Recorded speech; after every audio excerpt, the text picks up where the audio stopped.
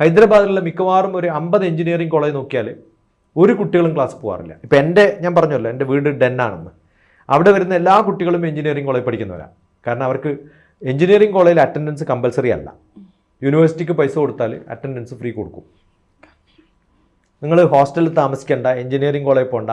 അത് മാനേജ്മെൻറ്റിനും ഇഷ്ടമാണ്, പ്രൊഫസർമാർക്കും ഇഷ്ടമാണ്. കാരണം ശമ്പളം വീട്ടിൽ കൊണ്ടുതരാം. എന്നോട് പറഞ്ഞിട്ട് പലരും കാശ് വീട്ടിൽ വരും, കോളേജിൽ വരികയേ വേണ്ട, നിങ്ങളുടെ പ്രൊഫൈൽ ഒന്ന് തന്നാൽ മതി, ഇവിടുത്തെ ഫാക്കൽറ്റിയാണെന്ന് പറഞ്ഞോട്ടെ എന്ന്.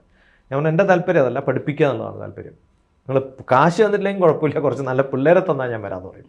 പക്ഷെ അതില്ല. അതേ സമയത്ത് നമ്മുടെ വീട്ടിൽ വന്നിട്ട് അവർ പഠിക്കും. അവിടെയൊക്കെ അവർ പ്രൊഫഷണൽസിന് ഉണ്ടാക്കിയെടുക്കാൻ ശ്രമിക്കുന്നത് നിങ്ങൾ ഇൻഡസ്ട്രി പോവൂ.